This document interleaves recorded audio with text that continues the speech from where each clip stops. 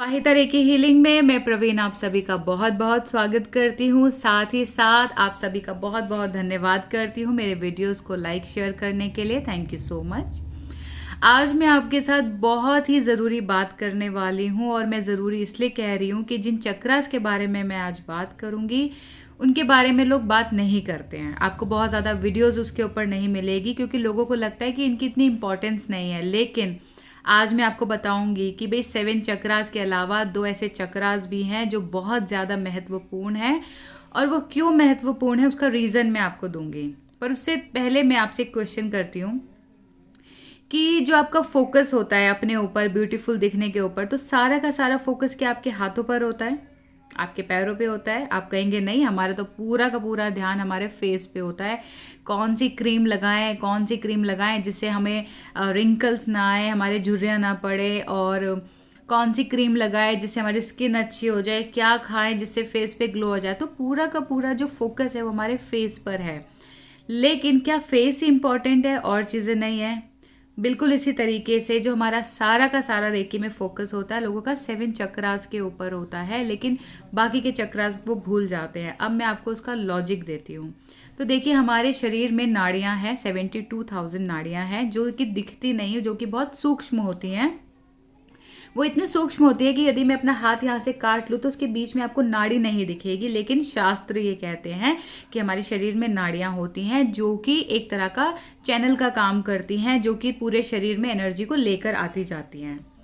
अब जो हमारा जो राइट हैंड है, लेफ्ट हैंड है, जो हमारी राइट लेग है और लेफ्ट है, तो हमारे बॉडी जो पार्ट है, एक राइट साइड है और एक लेफ्ट वाली है। तो 36,000 जो है वो एक साइड पर है, 36,000 जो एक साइड पर है। अब इनके कनेक्शंस कहाँ पर है? इनके जो कनेक्शन है ना वो आपके यहाँ पर है, आपके हाथों के अंदर है। इसलिए कहा जाता है कि मैनिक्योर कराना चाहिए, यहाँ पर आपको सर्कुलेशन करनी चाहिए, पैरों के तलवों के नीचे आपको मसाज करनी चाहिए। स्पेशली मैं लोगों को बोलती हूँ कि पेडिक्योर करवाना चाहिए। आपको यदि अपनी शरीर को अच्छा रखना है तो फेस को आप एक बार मत करवाइए, कुछ अपने हाथों पे मैनिक्योर पेडिक्योर मसाज ज़रूर करवाइए, क्योंकि जब यहाँ सर्कुलेशन अच्छा होगा तो फेस पे अपने आप अच्छा हो जाएगा। अब हम बात करते हैं रेकी की। रेकी में 7 चक्रास हमने बात की। 7 चक्रास को एनर्जाइज करना है, उसको हील करना है, उसको बैलेंस करना है। अब जो एनर्जी होती है वो किस तरह से ट्रांसफ़र होती है? तो थ्रू हैंड्स होती है ना। तो अब सोचिए कि आपने पूरे शरीर को तो एनर्जाइज्ड कर लिया। अब एनर्जी में सबसे ज़्यादा इंपॉर्टेंट क्या है? यूनिवर्स की एनर्जी को, स्काई की एनर्जी को मदर अर्थ के साथ कनेक्ट करना। तो वो कैसे होगी? आपके फुट चक्रा से होगी, आपके तलवों से होगी, पैरों से होगी। और जो मदर अर्थ की एनर्जी है उसको स्काई के साथ करना, तो वो कैसे होगी? वो भी आपकी ऐसे होगी। तो आपके यानी कि क्राउन चक्रा तो हमें पता ही है, लेकिन नीचे ट्रांसफ़र करने के लिए आपका फुट चक्रा जो है वो एक्टिव होना चाहिए, ओपन होना चाहिए, क्योंकि ओपन नहीं होगा तो ट्रांसफ़र कैसे करेगा? तो ये 2 चक्रास हैं जिसे हम इग्नोर कर देते हैं। पहला चक्र है हमारे पाम चक्रा, हमारे दोनों हाथ, और दूसरे चक्रा जो है हमारे फुट चक्रा, यानी कि जो हमारे पैर हैं, जो हमारे पैरों के तले हैं, इसमें भी चक्रास होते हैं। तो 7 चक्रा के अलावा ये 2 चक्रास भी होते हैं। अब क्यों ज़रूरी है? पैरों का मैंने आपको बताया, एनर्जी को ट्रांसफ़र करने के लिए। जब आप ग्राउंडिंग करते हैं तो ग्राउंडिंग में मदर अर्थ से आप एनर्जी लेते हैं, स्काई में आप उसे भेजते हैं, और जो स्काई से एनर्जी आती है उसे मदर अर्थ को ट्रांसफ़र कर देते हैं। तो आपके फुट चक्रा का एक्टिव होना, एनर्जाइज्ड होना, ओपन होना, विदाउट ब्लॉकेज होना बहुत ज़रूरी है। अदरवाइज़ आप जितनी मर्जी एनर्जी लेते जाएँ वो ट्रांसफ़र नहीं होगी। बिल्कुल इसी तरीके से जो आपके पाम चक्र है, पाम चक्र से आप क्या करते हैं? आप अपने आप को एनर्जाइज्ड करते हैं ना। तो सोचिए यदि पाम चक्र में ब्लॉकेज है, पाम चक्र ही आपका बंद है, तो एनर्जी बाहर कैसे आएगी? तो ये भी एक रीज़न है। जो लोग कहते हैं ना कि हम अपने आप को एनर्जाइज्ड करते हैं, हमारे हाथों में तो हीलिंग ही नहीं आती, या बहुत टाइम हो गया हमने हीलिंग छोड़ दी, अब हमारे तो हाथों में हीलिंग नहीं आती, अब तो कोई दिक्कत हो गई है।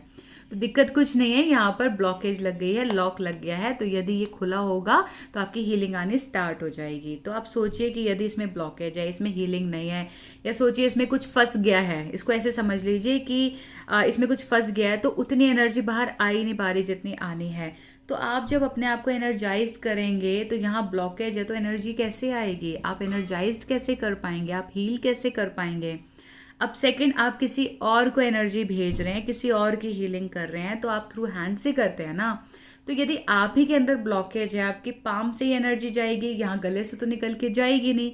तो यदि निकलने का रास्ता ये है और इस रास्ते को आपने क्लेंजिंग नहीं की है, इसको आपने नहीं खोला है, यहाँ ब्लॉकेज लगी हुई है, तो एनर्जी ट्रांसफ़र नहीं होगी, एनर्जी आगे जाएगी नहीं। और फिर आप कहेंगे जी हम किसी की हीलिंग करते हैं, रिजल्ट्स नहीं आते, तो उसका रीज़न ये है।